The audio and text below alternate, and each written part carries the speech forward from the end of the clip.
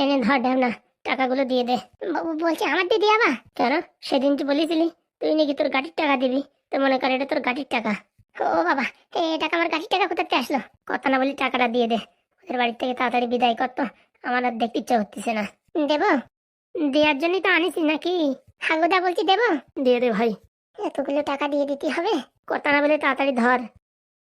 এই না বৌমা ধরো। তা বলছি ওদিক মুখ করে কেন দিচ্ছ?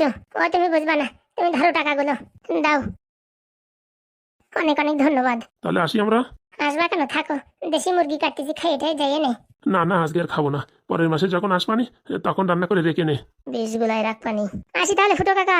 হ্যাঁ হ্যাঁ বাবা আসি। বাবা বলো কোন মুখে? সে মুখটা কি রেখেছো? এখনো তো দিবস হয়নি, এর জন্য বললাম, দিবস হয়ে গেলে তখন আর বলবো না রে। চলো দাদু চলো। বৌমা, এবার বৌমা বলিস কেন? বলেন। তোমার একটা কথা বলতেছি, এই যে যে টাকাগুলো দিলাম, হ্যাঁ এগুলো আমাদের গায়ের রক্ত জল করা টাকা, বুঝতে পারিস? খরচা করো, উড়াই দাও, যা পারো করো। আর একটা কথা বলতেছি, ওই যে দিবস তো করে দেবার সব সিদ্ধান্ত হয়ে গেছে, তালি আর ওই যে আমার ভাই পরে আর ফোন করে জ্বালাইয়ে না। আচ্ছা, ফোন টোন আর করে না, যে মেয়ে উঠে ছেলে উঠে তা নিয়ে আর মাথা ঘামাই না, ঠিক আছে? মাস গেলি টাকা পাতি থাকবা, যতদিন তোমার ফাইনাল ডিভোর্স না হচ্ছে, ঠিক আছে? আচ্ছা আচ্ছা, কোনো সমস্যা নেই। এর পরের মাসে, আজকে ক তারিখ? 6 তারিখ তো, ওই 6 তারিখে চলে আসবানি। আসার দরকার নেই, আমরাই যাই টাকা দিয়ে আসবানি, নয়তো ফোন পে মেরে দেবানি। না না, ওসব করার দরকার নেই, আমি আসবানি আসবানি। শালা এত কষ্ট করে মানুষের বাড়ি গু ফেলায় 28,550 টাকা পাই, আর এখানে বসে বসে 30,000। এটা বিরাট কল। আসি তাহলে, ভালো থাকবেন। হয়েছে হয়েছে, মা তুমি এখন বিদায় নাও, তারপরে মুখ ফসকে কি বলতে কি বলে ফেলাবানি, তারপরে পেটের নাড়ি মোলায় উঠতে যাও। আচ্ছা। চল মা চল, বলছি কি মা টাকাগুলো ধরতে পারবি, না তো দে আমার পকেটে রাখবানি। না না, আমি পারবানি রাখতে।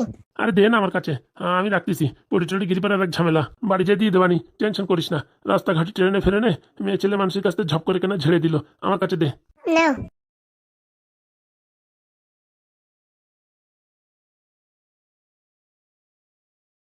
বলছি এতগুলো টাকা দিয়ে দিতে হলো ফুটোদা, কি আর করবি? বাহুদা, মন খারাপ কেন? বৌমা চলে যাচ্ছে না টাকা চলে যাচ্ছে? ওরম বৌমা 10টা যাক, তাতে কোনো দুঃখ নেই। কষ্ট করে টাকা 30,000 টাকা গুছাইছিলাম, সে টাকা এখন দিয়ে দিতে হলো। তার জন্য তো আমি পিছন দিক ফিরে টাকাটা দিলাম। কেন পিছন দিক ফিরে টাকা দিলে কি হয়? শুনেছি পিছন দিক ফিরে টাকা দিলি পারে যে টাকা দিয়েছে সে টাকা নাকি আবার ফেরত চলে আসে। কি কি কি বলছিস, সেটা সম্ভব? তুমিও আছো মাইরি, এ কোনদিন সম্ভব হয়? হ্যাঁ, দিয়া টাকা আর কোনদিন আসে?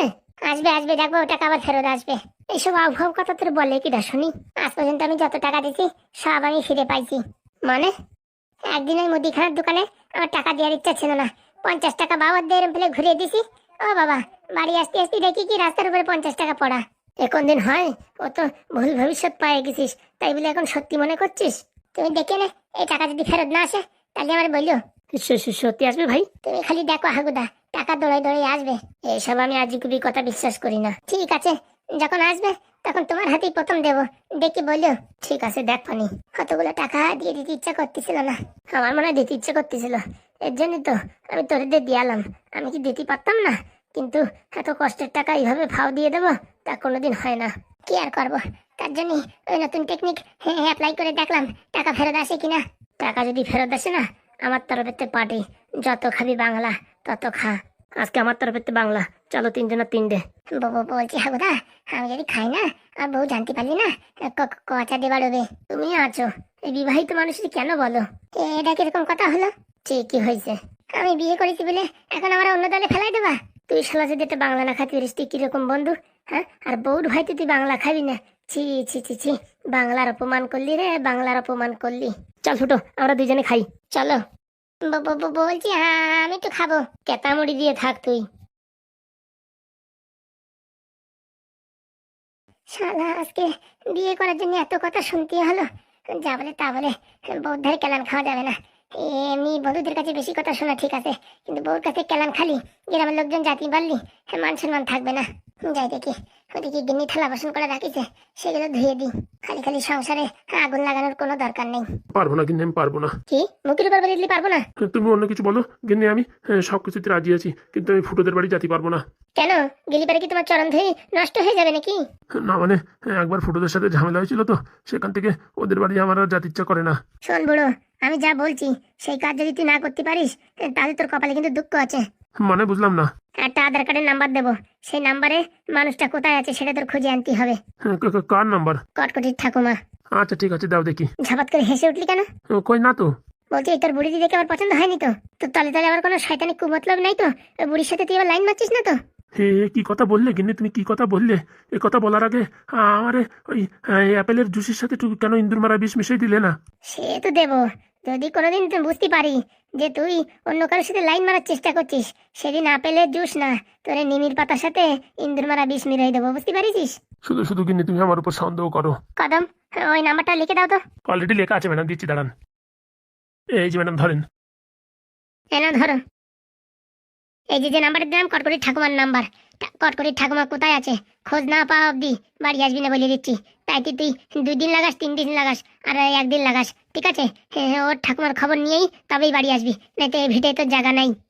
বলছি কিনে এমন করে বলছো, মনে হচ্ছে কটকটির ঠাকুমারা আমি সারি রাখিছি। বলা যায়, তুই তো রাখতেই পারিস। কি কথা বলছো তুমি? তাহলে প্রমাণ কর যে তুই রাখিসনি সেরে। আচ্ছা আমি ঠিক খবর নিয়েই আসবো কটকটির ঠাকুমা কোথায় আছে, না হলে এ বাড়ি আমি আর আসবো না। মনে থাকে যেন। ঠিক আছে। বলছি ম্যাডাম, আপনার স্বামীকে ওইভাবে উত্তেজিত হয়ে বললেন কেন? ওরে খোঁচা না মারলে কাজ হয় না। যেমন বল্লার চাকে খোঁচা না মারলি মানুষের শান্তি হয় না, তেমনি ওরে এরকম জব্বর ভাবে না বললি পারে ওর কানে জল ঢোকে না। আপনার কি মনে হয় ওই ফুটোদের বাড়ি থেকে আপনার স্বামী ওই কটকটির ঠাকুমার খবর আনতে পারবে? আনবি আনবে, তুমি দেখে নিও। আমার বররে ওরকম দেখলি মনে হয় কি হবে, বুঝিস? নেঙা ওলিও শয়তান আছে, আজ পর্যন্ত যেসব কথা আমার দিয়েছে সব কথাই রাখিছে। তাহলে তো খুব ভালো হয়ে যায়। কটকটির ঠাকুমারে যদি আপনি খুঁজে আনেন, কটকটি ওখান থেকে ছেড়ে দিয়ে এখানে চলে আসবে। বলছি আসবে তো? 100% আসবে। যেমন বলে না ভূতির আত্মা তোতার ভিতরে থাকে, তেমনি এই কটকটির আত্মা ওর ঠাকুমার ভিতরে। তো ঠাকুমা এখানে থাকলে পারে, কটকটিয়া না ওই এমএলএর বাড়ি থাকতে পারে, ও বেড়া ভেঙে চলে আসবে। সত্যি এতদিন পরে একটা হাসির কথা বললে। কেন ম্যাডাম ঠিক বলিনি? ঠিকই বলেছো। বলছি ম্যাডাম চলেন তাহলে খাওয়া দাওয়া সেরে ফেলেন। চলো চলো চলো। দেখেন স্যার, দেখেন কি হয়েছে বিনা। এই যে আমাদের টিউশনে পেপার হয়েছিল 200 মার্কসের, আমি 200-এর ভিতরে 199 পেয়েছি। বাবা ভেরি গুড, সবই আপনার জন্য। আমার জন্য হবে কেন? তুমি ভালো পড়াশোনা করেছো, তার জন্য ভালো মার্কস পেয়েছো। না না স্যার, ভালো স্যার না পেলে পড়াশোনা যতই করুক মার্কস কি আসে? আপনি রাস্তা দেখিয়েছেন, সেইভাবে পড়ছি, তাই এখন ভালো রেজাল্ট হচ্ছে। আরো ভালো করে পড়ো, দেখবা খুব ভালো রেজাল্ট হবে। বলছি কি স্যার, একটা প্রশ্ন জিজ্ঞেস করবো? হ্যাঁ, একটা কেন 10টা বলো। না স্যার, এটা পড়াশোনার বিষয় না, একটু পার্সোনাল বিষয়। হ্যাঁ বলো। বলছিলাম স্যার, আপনার ওই ডিভোর্সটা কি হলো? ওসব ছাড়ো, ওসব শুনলে পরে মাথা খারাপ হয়ে যাবে। না না স্যার, বলেন না স্যার, বলেন না। আরে শোনো, ওই ডিভোর্স হয়ে যাবে, এখন টাকা ফাঁকা চাচ্ছে, 5-6 লাখ টাকা চাচ্ছে, বুঝেছো? তো এখন তো অত টাকা পেয়ে পারিনি, আর যে টাকা আছে সব টাকা দিয়ে দিলে হাত খালি হয়ে গেলে প্রচুর ঝামেলা। তাই ভাবছি কদিন পরে টাকা দিয়ে একবারে সই স্বাক্ষর করিয়ে নেবো। আর ওই যে গ্রামের লোকজন বলছে 6 মাস না হলে নাকি ডিভোর্স হবে না, তাই এখনো তো 6 মাস হয়নি, মাস 2 বাকি আছে। যতদিন আর কি 6 মাস না হয় কমপ্লিট, ততদিন আমার এই মাসে 30,000 টাকা করে দিতে হবে। তো এই মাসের টাকা বাবাই দিয়ে দিয়েছে, সামনের মাসের টাকা আমার দিতে হবে। বলছি তো, আমার বাবা বলছিল তো স্যার যে বাবার কাছ থেকে টাকা নিয়ে নিতে পারতেন তো। হ্যাঁ, একবার ভাবলাম নেবো, তারপরে ভাবলাম না, আমার পেমেন্ট যখন ঢুকে গেছে আর কটা দিন অপেক্ষা করি। বলছি স্যার, যদি আপনার ডিভোর্স হয়ে যায় তারপরে কি আর বিয়ে থা করবেন না? না না, এই দুঃখ যন্ত্রণা আর সহ্য হয় না, একাই বেশ ভালো আছি। এই দেখো, তোমাদের বাড়ি থাকলেও কি আর আমার কোয়ার্টারে থাকলেও কি রান্না বান্না কিছু লাগছে না, টাইম মতন খাওয়া, কাজ বাজ করো, বাস, কোনো সমস্যা নেই। বলছি স্যার, একটা কথা বলি। হ্যাঁ বলো। বলছি স্যার, হ্যাঁ বলো না। আমার না আপনাকে খুব ভালো লাগে। কি কথা বলছো তুমি? হ্যাঁ স্যার, ঠিকই বলছি। আপনি যদি রাজি থাকেন তাহলে আমি মা বাবাকে বুঝিয়ে বলতে পারি যে আমাদের সম্পর্কটা মেনে নাও।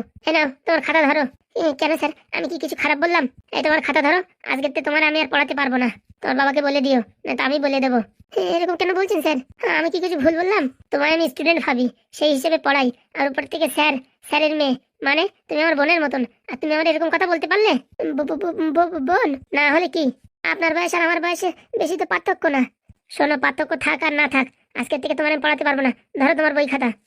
প্লিজ স্যার, ভুল হয়ে গেছে, আমি আর এসব কথাবার্তা বলবো না কোনোদিন। না না, কথা তোমার মা বাবাকে জানাতেই হবে। প্লিজ স্যার, আপনার হাতে পায়ে ধরছি, কাউকে বলবেন না, লজ্জা আমি মুখ দেখাতে পারবো না। মা বাবা আমায় একদম ঘৃণা করবে। Please sir, please. মা বাবা ঘৃণা করবে, আর আমি যদি রাজি হয়ে যেতাম তখন, তাহলে যে করি হোক মা বাবাকে আমি মানাতাম। মা বাবাকে আমি যা বলি তাই শোনে। প্লিজ স্যার, আপনি কিচ্ছু বলবেন না। তোমাকে আমি একটা স্টুডেন্টের নজরে দেখি, একটা বোনের নজরে দেখি, আর তুমি এরকম কথা বলতে পারলে? ভুলে গেছে স্যার, আর কোনোদিন বলবো না। না না, আমি তোমাদের কাউকে পড়াতে পারবো না। তোমার ব্যাচে যারা যারা আছে সবাইকে বলে দাও স্যার আর পড়াবে না। প্লিজ স্যার, এরকম করবেন না স্যার। না না, আর পড়ানোর কোনো প্রশ্নই ওঠে না। ধরো তোমার খাতা ফাতা, এরকম বলবেন না স্যার। শোনো, তোমার মাথায় একবার যা ঢুকেছে, বুঝতে পেরেছো? ওটা যতদিন না বেরোবে ততদিন তোমার আমি পড়াবো না, আর তোমাদের বাড়ি আমি থাকবো না। প্লিজ স্যার, আপনি বাড়ি ছেড়ে যাবেন না স্যার। এবারের মতো আমায় ক্ষমা করে দিন প্লিজ। মা বাবাকে বলবেন না, তাহলে কিন্তু আমায় ভীষণ ভোগবে। শোনো, তুমি যে কথা বলিস এর জন্য তোমার পানিশমেন্ট। আপনি যা বলবেন আমি তাইতে রাজি, কিন্তু স্যার আমাদের বাড়ি ছেড়ে যাবেন না। কালকে আমি রাখি কিনে আনবো, বুঝতে পারিস? আমার হাতে রাখি বান্ধবা বলে দিচ্ছি। আচ্ছা স্যার, আপনি যা বলবেন তাই। মনে থাকে জানো, এই ধরো, এরপরে যদি কোনোদিন এইসব কথা তোমার মুখ দিয়ে শুনি না, সেদিনে বাড়ি ছেড়ে চলে যাবো। আর তোমার মা বাবারও সব কথা খুলে বলবো, কিন্তু বলে দিচ্ছি আমার জীবনে বিয়ে একবার হয়েছে, আর আমি কোনোদিন করবো না, বুঝতে পেরেছো? ওটাই আমার শেষ বিয়ে। আচ্ছা স্যার, ভুল হয়ে গেছে স্যার। এই না ধরো, আর জীবনে ভালো করে পড়াশোনা করো।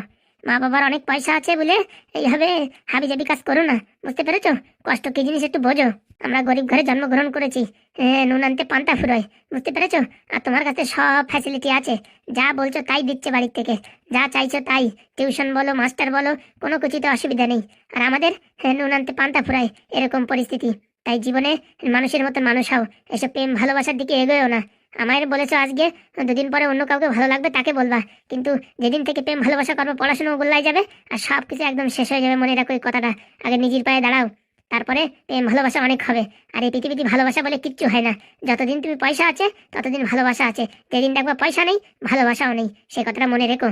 লোকে বলে আমি তোমার জনম জন্মের সাথী, 2 টাকা যখন দিতে পারবে না, জনম জন্মের সাথী সারা জীবনের মতন ঘুচাই যাবে। কি বলে, একবেলা খেয়ে থাকবো আর একবেলা না খেয়ে থাকবো, তবু দুজন একসাথে থাকবো। ভালোবাসা, ওইসব ভালোবাসার কেতাই আগুন, ওইসব খালি গল্পই শোনা যায়, সত্যিকারের জীবনে দেখা যায় না। তাই এইসব হাবিজাবি জিনিস বাদ দিয়ে পড়াশোনার দিকে লক্ষ্য করো, বুঝতে পেরেছো? আচ্ছা স্যার। মা বাবার একমাত্র মেয়ে, মা বাবা প্রাণপণে চেষ্টা করছে তোমাকে ভালো রেজাল্ট করানোর জন্য। আর তুমি যে আজকে যে কথাটা বলেছিলে, আর কি বলবো, ছি লজ্জার ব্যাপার। প্লিজ স্যার, এ কথা কাউকে বলবেন না, তাহলে আমি আর এই পৃথিবীর বুকে মুখ দেখাতে পারবো না। আমি কাউকে বলবো না। আর যা বললাম, কালকে রাখি আনবো, আমার হাতে রাখি বেঁধে দেবা। আচ্ছা স্যার, যাও এখন কান্নাকাটি বন্ধ করে পড়াশোনা করো, কালকে আবার তোমাদের পড়ানো আছে। কেন স্যার, আজকে বিকেলে পড়াবেন না? আজকের পড়ানোর মানসিকতা নেই, ঠিক আছে? তোমারও মন মানসিকতা ভালো না, আমারও ভালো না। কালকে পড়াবো, বান্ধবীদের ফোন করে বলো আজকে ছুটি। আচ্ছা স্যার। আর এসব ফাজলিমের বুদ্ধি মাথার থেকে ডিলিট করো, ঠিক আছে? মনে থাকে জানো, আর এই কথা 2বার বলবো না। পরে যদি কোনোদিন ভুল হয়, আর বা তোমার কথাবার্তা আমি যদি এরকম বুঝি, সেদিনই তোমাদের বাড়ি ছেড়ে চলে যাবো বলে দিচ্ছি।